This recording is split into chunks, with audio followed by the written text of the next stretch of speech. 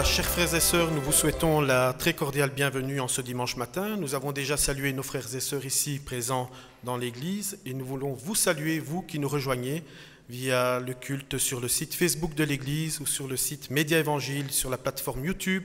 Nous sommes vraiment dans la joie de vous recevoir. Nous remercions Dieu pour cette technologie qu'il nous donne de directement rentrer dans vos maisons pour ce matin célébrer et louer notre Dieu et pour écouter la parole de notre Seigneur Jésus. Nous espérons que vous allez tous bien, que vous vous portez bien, que vous prenez soin de vous. Et c'est aussi ce matin le 7e culte en présentiel, c'est-à-dire avec du public. Et nous sommes ravis parce que malgré les contraintes et les difficultés que vivent pour le moment les églises, nous sommes vraiment heureux de pouvoir faire le culte aussi un petit peu comme avant, je vais dire, avec nos frères et sœurs dans la salle. Ce matin, nous sommes aussi dans la joie d'accueillir un invité, c'est le pasteur Jean-Marie Thomas, c'est lui qui apportera le message ce matin. Nous lui souhaitons avec son épouse la très cordiale bienvenue dans notre communauté et qu'il se sente à l'aise et c'est toujours un plaisir de le recevoir dans notre église. Je vous propose pour débuter ce culte de chanter le premier chant. « En ton nom Seigneur, en ton nom Seigneur, nous sommes là tous réunis devant toi. En ton nom Seigneur, nous sommes là tous réunis, honneur au Père, honneur au Fils et honneur au Dieu Tout-Puissant. Alléluia. Je vous propose qu'on se mette debout pour chanter ce chant. Et si vous aussi à la maison, vous voulez chanter avec nous, nous vous invitons à louer notre Seigneur par le chant.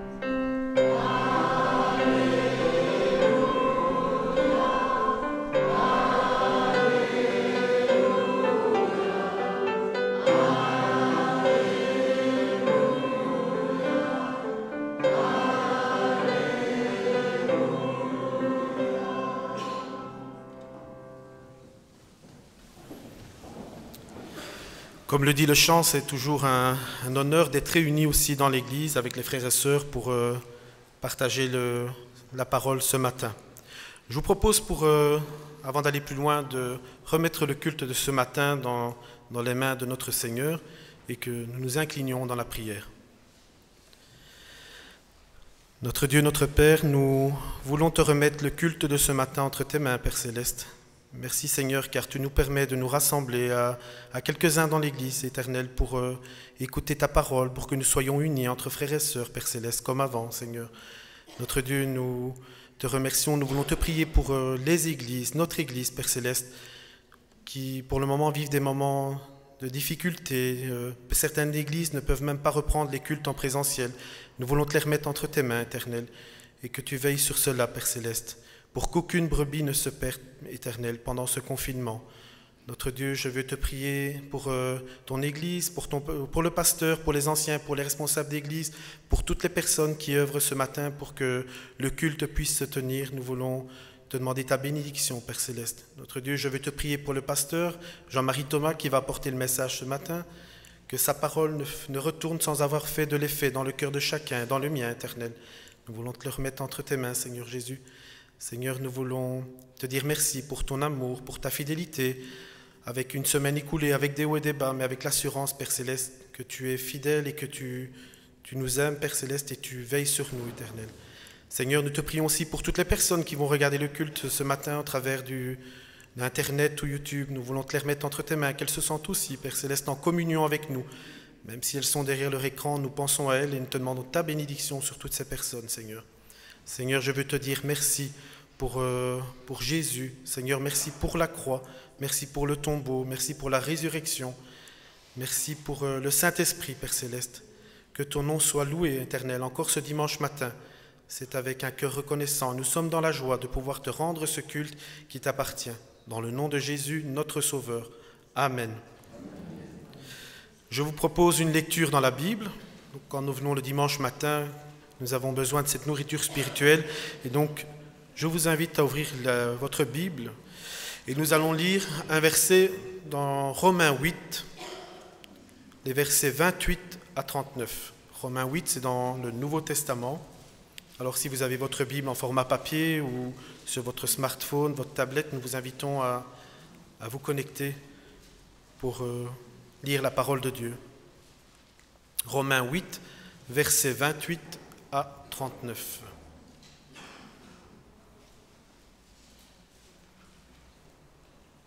Romains 8, versets 28 à 39. Nous savons, du reste, que toute chose concourt au bien de ceux qui aiment Dieu, de ceux qui sont appelés selon son dessein. Car ceux qu'il a connus d'avance, il les a aussi prédestinés à être semblables à l'image de son Fils, afin que son Fils fût le premier-né entre plusieurs frères. Et ceux qu'il a prédestinés, il les a aussi appelés. Et ceux qu'il a appelés, il les a aussi justifiés. Et ceux qu'il a justifiés, il les a aussi glorifiés. Que dirons-nous donc à l'égard de ces choses? Si Dieu est pour nous, qui sera contre nous?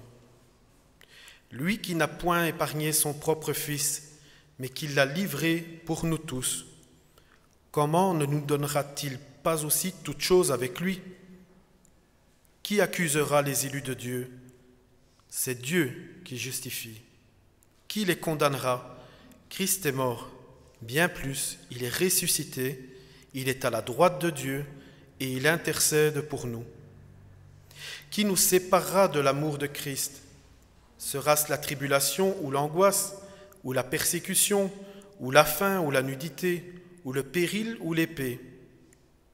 Selon qu'il est écrit, c'est à cause de toi qu'on nous met à mort tout le jour, qu'on nous regarde comme des brebis destinées à la boucherie.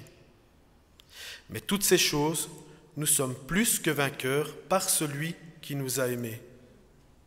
Car j'ai l'assurance que ni la mort, ni la vie, ni les anges, ni les dominations, ni les choses présentes, ni les choses à venir, ni les puissances, ni la hauteur, ni la profondeur, ni aucune autre créature ne pourra nous séparer de l'amour de Dieu manifesté en Jésus-Christ, notre Seigneur. Amen. Je vous propose de chanter un nouveau chant. Ce chant, c'est un chant aussi que j'affectionne particulièrement, avec beaucoup, j'en suis sûr. C'est un chant qu'on chante aussi avec les enfants lors des camps. C'est « Une flamme en moi ». Une flamme en moi réchauffe mon cœur. Cette flamme en moi brûle mes malheurs. Je sens qu'elle est là, sa douce lueur, brille en moi et brille en moi. Alors ce matin, nous voulons vraiment que cette petite flamme rentre dans le cœur de chacun, cette petite flamme qui va inonder l'amour de Jésus dans nos cœurs. Je vous invite à vous lever pour chanter ce chant.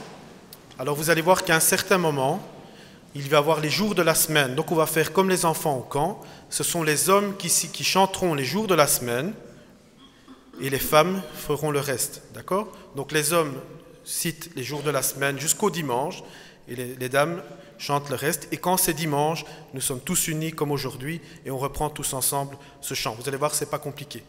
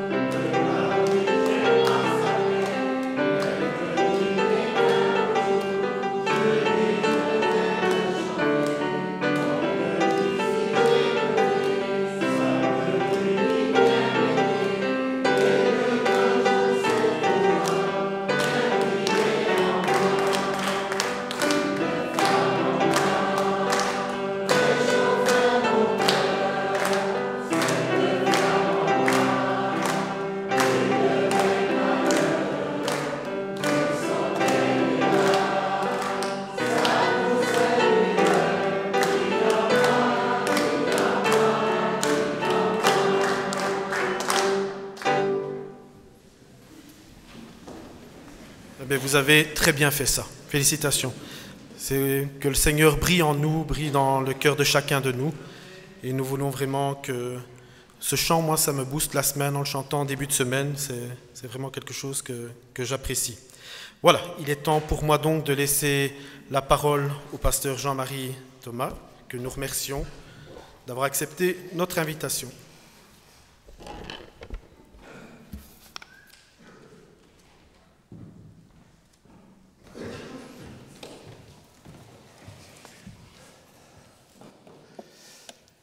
Bonjour aux uns et aux autres. Heureux de pouvoir partager ce culte avec vous et rendre gloire à Dieu ensemble. Une période problématique, une période qui est difficile à vivre. C'est ce que notre frère nous a dit tout à l'heure, et effectivement, ce n'est pas toujours évident. Je veux penser ce matin à Israël, car en fait de compte, nous avons toujours une pensée pour Israël, et dans le cas de figure aujourd'hui, nous sommes le 20 septembre. Il y a peu, le gouvernement israélien a décidé de reconfiner tout le pays, alors que l'on commence les grandes fêtes et qu'aujourd'hui, chacun va dire bonne année aux uns et aux autres. Ça serait le moment où on partagerait le miel et la pomme en se souhaitant aux uns et aux autres une bonne année compliqué. Et puis après cela, ça sera les autres fêtes, Yom Kippour et autres qui viendra. C'est un temps difficile, nous vivons des temps compliqués, l'Église vit des temps compliqués. Alors ce matin, j'aimerais que nous puissions partir vers Israël et dans le psaume 84, je voudrais faire une petite réflexion sur différentes choses.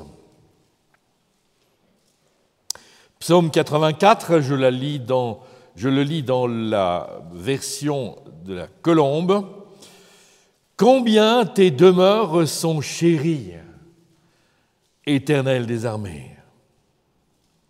Mon âme soupire, elle défaille après les parvis de l'Éternel. Mon cœur, ma chair, acclame le Dieu vivant. Le passereau même trouve un gîte, et l'hirondelle un nid où elle dépose ses petits. Tes autels, Éternel des armées, mon Dieu, mon roi, heureux ceux qui habitent ta maison, ils te loueront encore. » Pause. Heureux les hommes dont la force est en toi. Ils ont dans leur cœur des chemins tout tracés. Ils traversent la vallée du Baka. Ils en font une oasis. Et la pluie la couvre aussi de bénédictions. Leur vigueur ne cesse de croître. Ils se présenteront devant Dieu à Sion. Éternel Dieu des armées, écoute ma prière. Prête l'oreille, Dieu de Jacob. Pause. Toi qui es notre bouclier, vois, ô Dieu, et regarde la face de ton Messie. Mieux vaut en effet un jour dans tes parvis que 1000 ailleurs. J'ai choisi de me tenir sur le seuil de la maison de mon Dieu plutôt que de résider sous les tentes de la méchanceté, car l'Éternel Dieu est un soleil et un bouclier. L'Éternel donne la grâce et la gloire. Il ne refuse pas le bonheur à ceux qui marchent dans l'intégrité. Éternel des armées, heureux l'homme qui se confie en toi.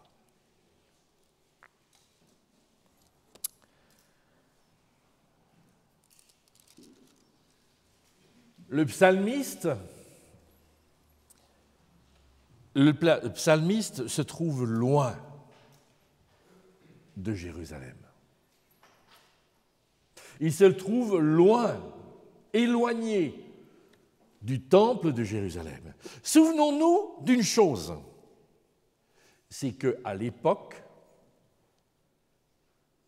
il y a la centralité du culte. Pour en rendre un culte à Dieu, il est nécessaire de se déplacer. 3 déplacements par an semble commander la parole de Dieu. Un premier déplacement lors de la fête de... Vous avez une idée? La fête de Pâques, la fête de Pessah, rassemble son peuple. Le deuxième déplacement, ça sera quelle fête?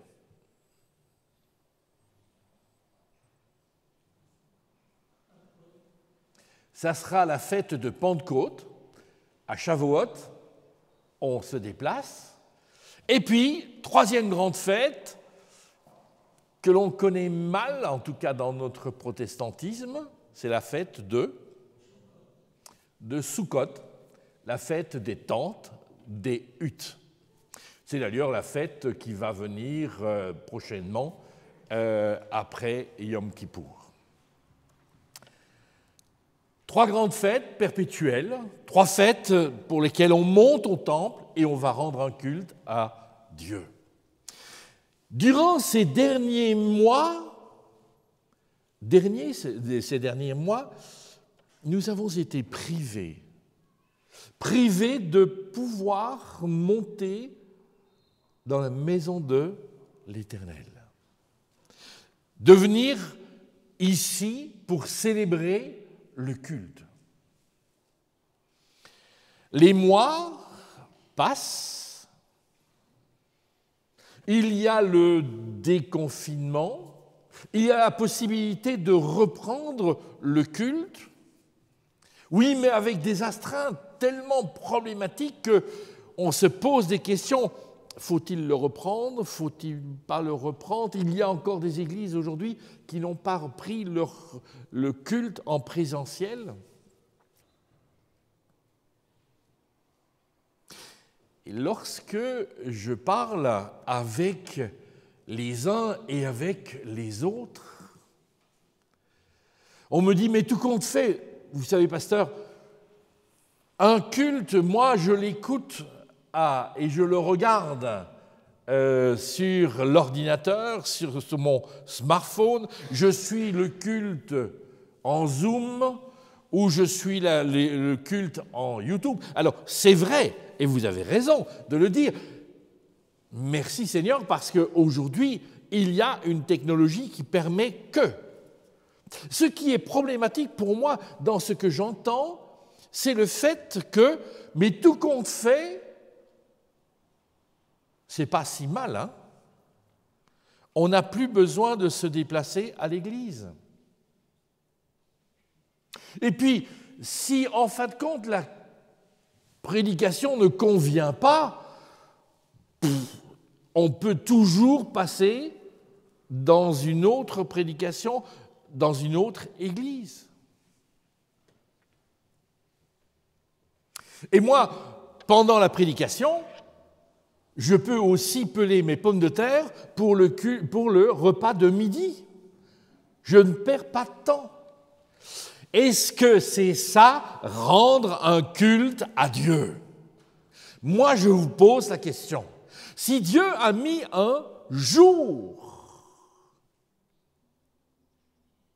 par semaine pour lui rendre un culte, n'oublions jamais que une assemblée, l'Église, c'est un autre mot, mais c'est la même chose.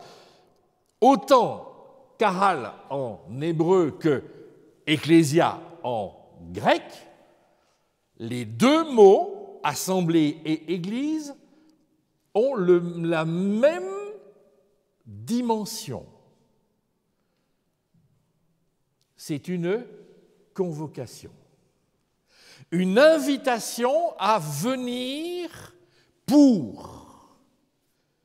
Mais c'est en fait ce que l'on appelait auparavant une sainte convocation. Si quelque part nous recevions une invitation du palais royal pour pouvoir assister à, mais vous avez aussi la possibilité d'assister à cela à la télévision, qu'est-ce que vous feriez? Nous nous empresserions d'être présents, d'être là. Parce que nous avons reçu un carton d'invitation. Eh bien, vous recevez un carton d'invitation le dimanche, qui est un carton d'invitation qui émane d'une personne bien plus grande que notre roi. C'est le roi des rois qui nous invite. Et donc, je pense que nous devrions pouvoir nous dire, mais en fait, le culte que je désire rendre à Dieu et pour lequel il me convoque d'ailleurs,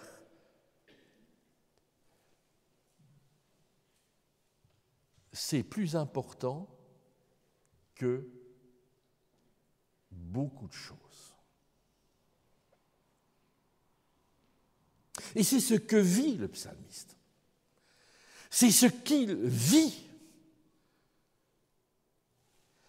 Lorsque dans la parole de Dieu, il nous est dit « Mon cœur, ma chair défaille ». Moi, je me souviendrai toujours de mes fils, quand nous étions en vacances, ils disaient « Papa, tu ne vas pas nous dire qu'aujourd'hui, dimanche, on va au culte ?» Ah ben si, mais il n'y a pas de culte dans cette ville. Si, il y a un culte dans la ville à côté. Tu t'es renseigné? Mais oui, je me suis renseigné.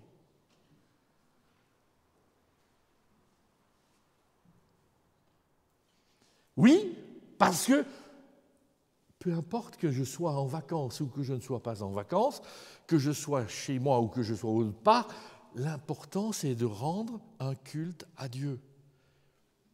C'est de lui rendre ce culte. J'en ai véritablement besoin. C'est mon essentiel, Dieu. J'ai besoin, mais pas seulement d'être là pour Dieu, mais vous me diriez, mais rentre dans ta chambre. Car en fait, quand nous sommes dans le secret de la chambre, Dieu est aussi là. Mais l'Église, mes frères et sœurs, c'est aussi la communion fraternelle. C'est pouvoir rencontrer les frères et les sœurs. Ce que aujourd'hui nous sommes dans la grande difficulté.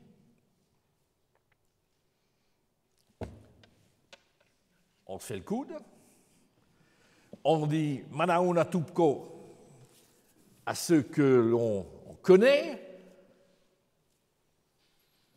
mais de loin. La communion fraternelle, c'est une des choses essentielles, c'est un des 4 piliers de l'Église. La prière, la fraction du pain, la communion fraternelle,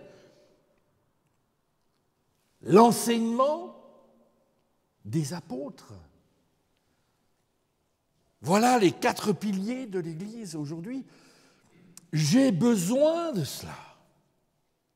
J'ai besoin de cela. Et pourquoi, en fait, aujourd'hui, j'aspire vraiment à ce que l'on revienne à des temps différents, où on puisse se saluer.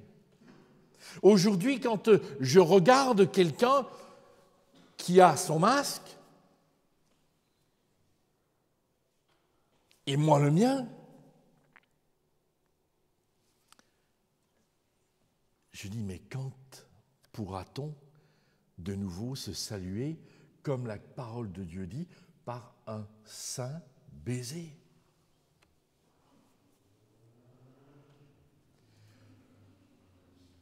La communion fraternelle, ça me manque. Et en fait, le problème, c'est que la plupart des personnes que je fréquente, que je vois, que j'aime, avec qui j'ai vécu des choses, comment est-ce que je les vois? Bien souvent, le regard que l'on a posé sur moi, lorsque j'étais au volant, au guidon, je ne sais pas, de mon caddie, moi le vieux, 73 ans, un problème, hein? J'étais là, en train d'attendre à la caisse de tel grand magasin, et les regards des uns et des autres sur moi se posaient. Mais ce vieux-là, qu'est-ce qu'il vient faire ici? C'est dur, vous savez. C'est dur le regard que l'on pose sur les gens. Ma femme, elle a été choquée parce qu'en fin de compte, elle a appris qu'à partir de 65 ans, elle ne pouvait plus être bénévole et qu'elle était en fin de compte une vieille, à risque. Moi, j'ai le Seigneur dans mon cœur. C'est mon essentiel. C'est mon essentiel.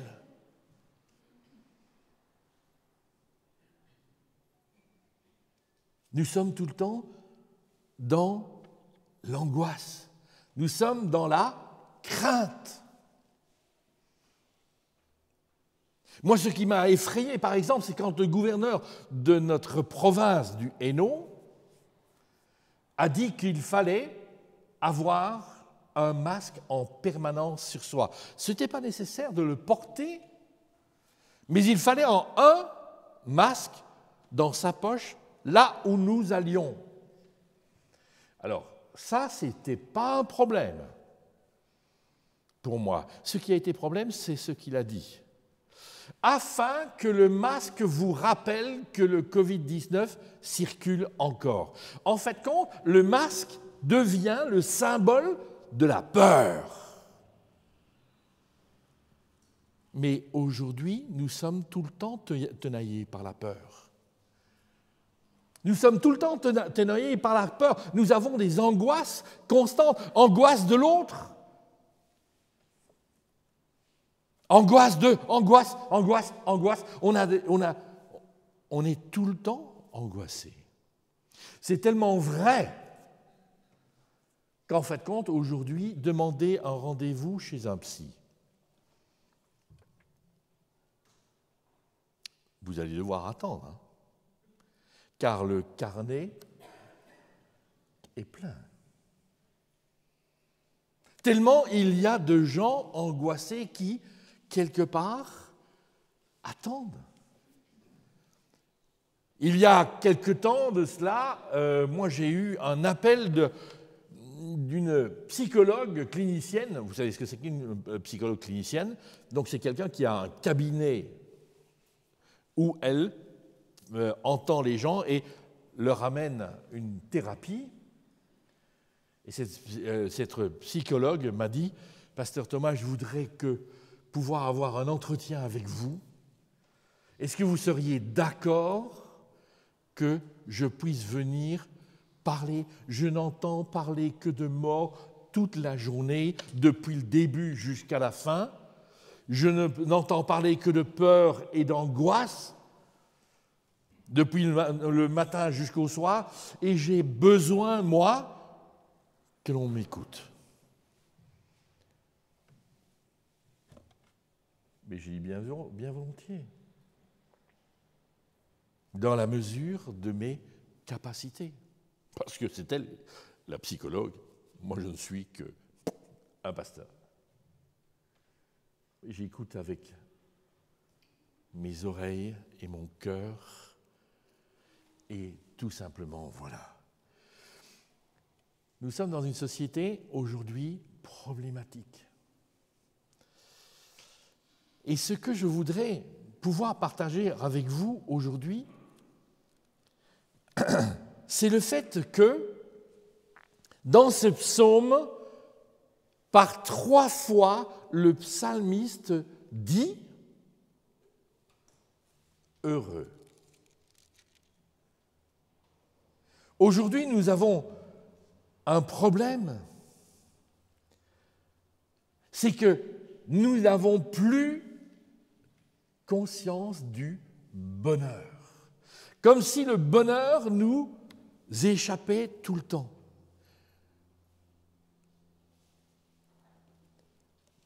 Regardez l'Écriture. Verset 5, « Heureux les hommes dont la force est en toi. » Pardon, verset 5, c'est « Heureux ceux qui habitent ta maison. » Verset 6, « Heureux les hommes dont la force est en toi. » Verset 13, c'est le dernier, « Heureux l'homme qui se confie en toi. » 3 fois, il y a cette notion d'être heureux. Il y a aussi le fait de connaître le bonheur. Mais au fond, nous avons un problème par rapport à la compréhension de ce qu'est être heureux et de ce qu'est être le bonheur. Dans notre civilisation occidentale, européenne, le bonheur, c'est un état. Lorsque j'étais pasteur dans le Borinage, il y avait une expression « et sibines ». Ça voulait tout dire. Voilà, maintenant j'ai mon bonheur. Heureux dans l'Écriture, heureux dans la pensée biblique, c'est tout autre chose.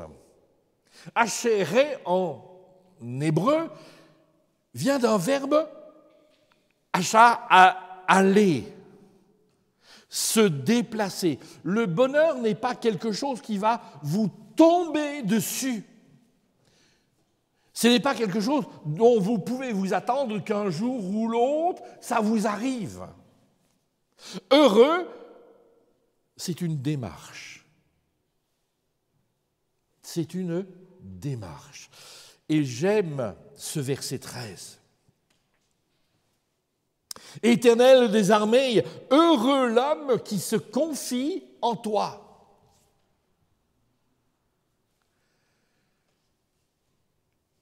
Il y a une démarche de foi et de confiance. Mais avant d'aborder ce point, j'aimerais qu'on puisse aussi noter à qui le psalmiste s'adresse. Il s'adresse à l'Éternel des armées. 4 fois dans ce psaume, ce mot revient. Je me souviens du temps où, quelque part, j'étais prédicateur à la Croix-Bleue ou à l'Étoile Bleue, et il y avait toujours cette prière de la force de celui en qui je mets ma confiance. Et certaines personnes, mais comme on était à certains moments on ne savait pas très bien s'il ne fallait pas forcer la personne à croire, alors elle pouvait mettre sa confiance dans son chien, elle pouvait mettre sa confiance dans un arbre. Ah oui, mais si le chien décède, si le chien vient à se faire écraser, si l'arbre tombe, vous avez un problème. C'est que ce en quoi vous avez cru disparaît et vous restez seul. Le psalmiste, lui, il met sa foi et sa confiance en l'Éternel des armées. L'Éternel des armées, frères et sœurs, c'est celui qui se révèle à Ésaïe. Ésaïe est prophète, nous le savons, mais parfois nous oublions que Ésaïe aussi est un sacrificateur.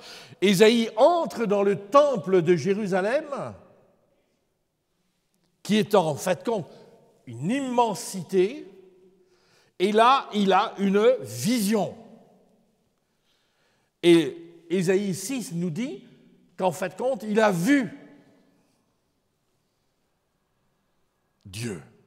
En fait compte, il n'a vu rien du tout. Regardez bien, il n'a vu que le pan de son manteau, le bas du manteau. Qu'est-ce que cela veut nous dire?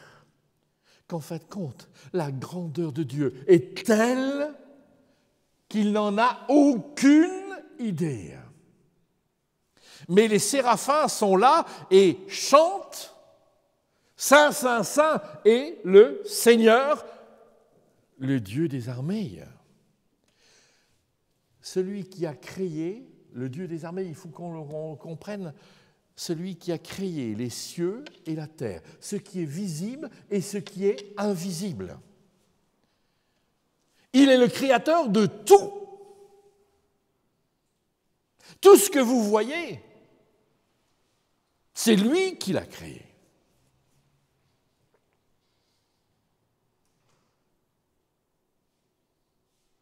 Je rends grâce bien souvent pour ma femme. C'est lui qui l'a créé. Non? Ah bon. Il a créé tout ce que nous voyons. Vous. Hein, combien de fois est-ce que vous avez déjà chanté « Compte les bienfaits de Dieu » ? Vous avez déjà chanté ce chant, hein ? Vous le connaissez. Et la plupart du temps, quand nous chantons contre les bienfaits de Dieu, nous fermons les yeux et nous regardons et nous essayons de voir le plat qu'on va nous servir. Parce qu'on le chante avant le repas. Mais en fin de compte, vous êtes des dons de Dieu. Vous êtes des dons de Dieu. Vous êtes des dons de Dieu. Pourquoi ne pas vous regarder en disant « Merci Seigneur, merci pour Pierre ».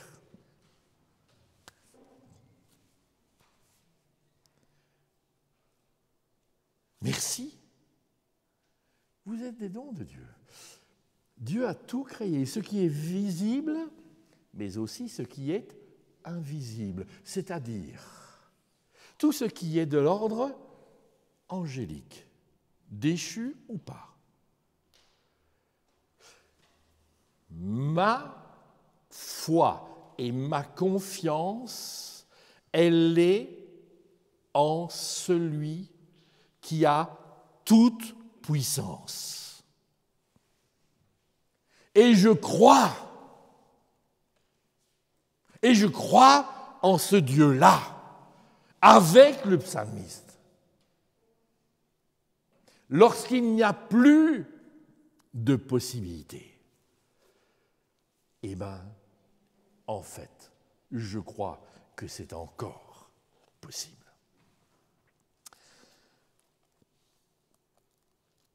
Dans l'Épître aux Romains, au chapitre 4,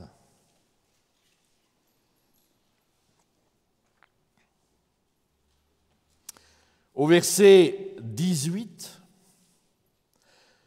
Paul, reprenant en quelque sorte l'histoire d'Abraham, dit « Espérant contre toute espérance, il crut et devint père d'un grand nombre de nations, selon qu'il avait été dit, telle sera ta descendance. » Je crois en un Dieu de la promesse.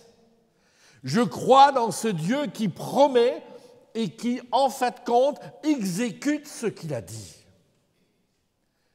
Je crois que Dieu est fidèle et qu'il est celui qui accomplit fidèlement sa parole.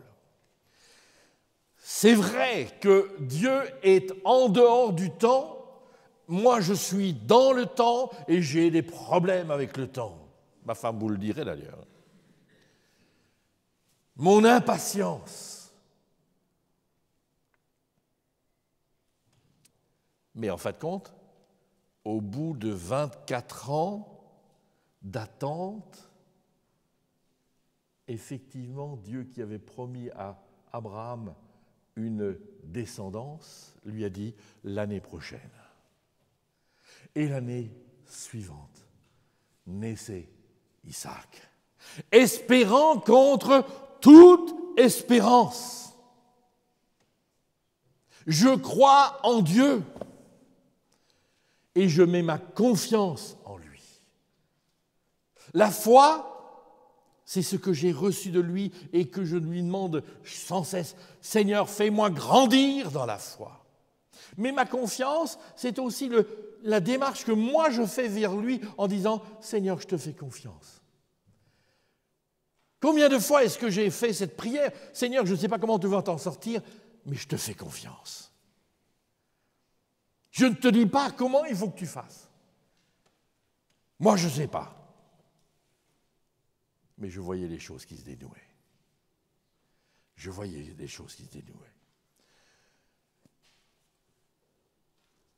Faire confiance, mais pas en n'importe qui. Faire confiance dans celui qui a toute puissance. Et être porteur de cette espérance.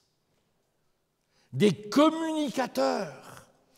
Waouh, j'ai chanté je ne sais combien de fois ce chant, Une flamme en moi.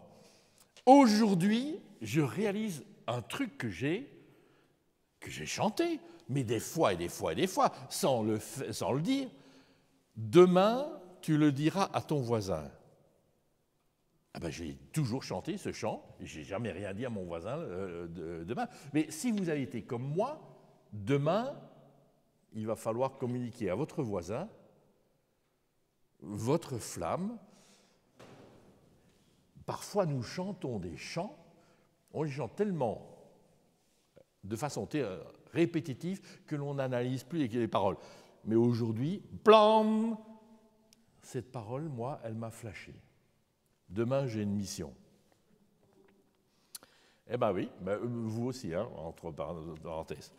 Nous sommes porteurs d'espérance, frères et sœurs, que l'expression de notre foi puisse être communicative, que nous puissions communiquer aux frères, aux sœurs que nous ne rencontrons pas, que nous ne voyons pas, qui sont derrière l'écran à cause d'eux, que nous puissions leur téléphoner, leur communiquer, leur dire.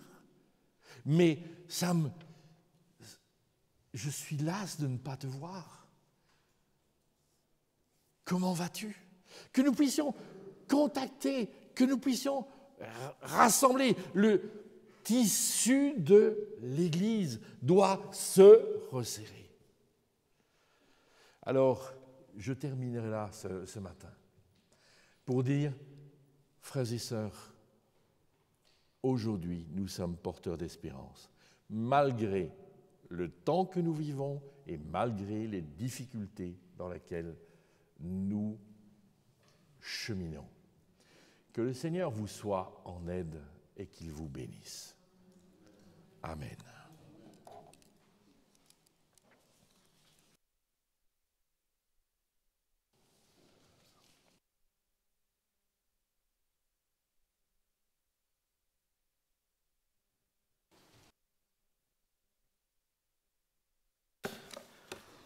Mais voilà, je voudrais remercier le pasteur Thomas pour son message encourageant, édifiant, porteur d'espérance. Alors j'ai pris quelques notes sur mon smartphone pendant le message du pasteur. C'est vrai que pendant ces temps, la communion fraternelle nous manque. Dieu nous donne une nouvelle technologie, comme l'a dit le pasteur, pour l'utiliser, pour faire connaître l'Évangile, pour faire connaître sa parole. Mais rien ne vaut un culte en présence avec les frères et sœurs pour être unis tous ensemble dans l'amour de Jésus, alors sans porter de jugement sur personne, vous savez bien. Peut-être que certaines personnes angoissent dans le fait de venir au culte. Il faut savoir que l'Église a mis toute une série de procédures pour limiter au maximum la propagation de ce virus et que nous puissions nous réunir en toute sécurité. Donc nous voudrions aussi les rassurer. Comme l'a dit aussi le pasteur, nous mettons notre confiance, nous avons tous des angoisses, des peurs par rapport à ce virus, mais mettons notre confiance en l'Éternel des armées, c'est le roi des rois. C'est un Dieu fidèle, comme l'a dit le pasteur, et qui promet, qui tient ses promesses. Et alors, parfois, nous voudrions aussi que les choses arrivent tout de suite. Et j'aimerais vous lire un petit passage que j'avais repris dans un magazine qui s'appelle l'Épi de la Ligue pour la lecture de la Bible, qui s'appelait « Ne rêvons pas ». Si Dieu a un plan pour notre vie, s'il nous a choisis pour accomplir une tâche bien précise, les choses devraient s'arranger toutes seules. Les difficultés devraient disparaître devant nos pas. Mais cette vision idéale de la vie ne concorde pas avec les exemples qui nous sont donnés dans les textes bibliques. Ne rêvons pas à une vie sans heurts ni malheurs. Le plan de Dieu pour notre existence s'inscrit souvent dans les larmes et dans les incohérences de notre quotidien. Ce qui est important, ce ne sont pas tant les événements que nous traversons, mais la manière dont nous laissons Dieu inscrire sa trace de grâce au travers de notre vie. Il n'est pas facile de discerner la main de Dieu au présent. Notre impatience nous ferait préférer un Dieu solution pour tout de suite. Or, connaître Dieu se conjugue souvent au passé ou au futur. J'avais été aussi interpellé donc par ce texte. Et pour terminer, comme l'a dit le pasteur, nous lançons les saintes convocations. C'est le roi des rois qui invite les frères et sœurs à venir partager tous les dimanches le culte. Et aussi la promesse, le petit challenge que nous a demandé aussi le pasteur Thomas, c'est de passer cette flamme, comme nous avons chanté tout à l'heure, à nos voisins, à nos collègues, pour faire connaître aussi le cadeau de l'Évangile. Voilà, avant de partager le repas de la Seine, je vous invite à partager un chant.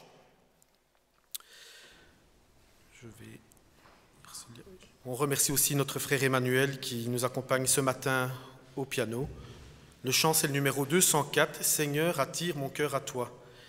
Seigneur, je te désire tout près de moi, ma délivrance dans le danger, c'est ta présence, divin berger. C'est le cantique 204, « Seigneur, attire mon cœur à toi ».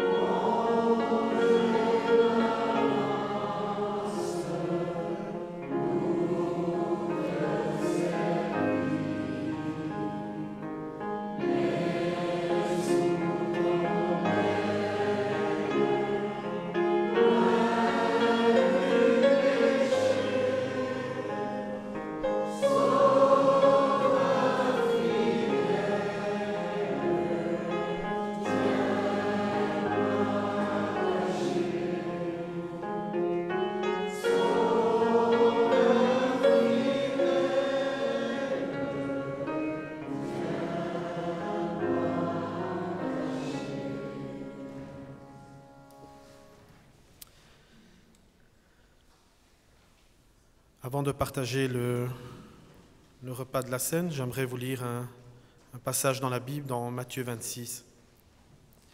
Pendant qu'il mangeait, Jésus prit du pain, et après avoir rendu grâce, il le rompit, et le donna aux disciples en disant : « Prenez, mangez, ceci est mon corps. » Il prit ensuite une coupe, et après avoir rendu grâce, il la leur donna en disant : « Buvez-en tous, car ceci est mon sang, le sang de l'alliance qui est répandu pour plusieurs pour la rémission des péchés. Je vous le dis, je ne boirai plus désormais de ce fruit de la vigne jusqu'au jour où j'en boirai de nouveau avec vous dans le royaume de mon Père. » Avant de partager le repas de la Sainte, nous allons donc prier pour remettre le repas dans le nom du Seigneur Jésus. Notre Dieu, notre Père, en prenant ce pain et ce vin, nous voulons nous rappeler le sacrifice de ton Fils Jésus, meurtri, battu sur la croix, Père Céleste, pour nous sauver du péché. Qui d'autre aurait pu prendre le poids de nos péchés sur la croix, Père Céleste? C'est ton Fils, car tu nous aimes tant que tu nous l'as donné en sacrifice, Père Céleste. Et en prenant ce pain, nous voulons nous rappeler, ce vin, le sang qui a coulé sur la croix. Merci, Éternel, pour le cadeau que tu nous as fait. Et nous voulons vraiment te remercier et te montrer, Seigneur, tu nous as prouvé ton amour, et nous aussi, Seigneur, nous t'aimons. Merci pour le sacrifice de ton Fils Jésus, pour nous sauver d'une mort certaine. Dans le nom de Jésus. Amen. Je vais appeler les frères anciens à venir me rejoindre pour la distribution du repas, et les personnes qui sont nées de nouveau également à vouloir se lever pour partager le repas de la Seine. Et si vous aussi à la maison, vous êtes nés de nouveau, nous vous invitons aussi à prendre le repas du pain et le vin avec nous. Je vais appeler M. Fanara et les autres frères Didier, Stéphane, Stéphano, Sacha,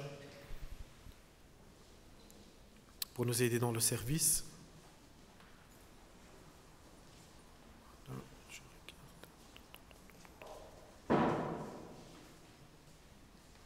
Merci. Je vais aussi demander à Durand de venir nous aider pour le repas de la Seine, s'il vous plaît.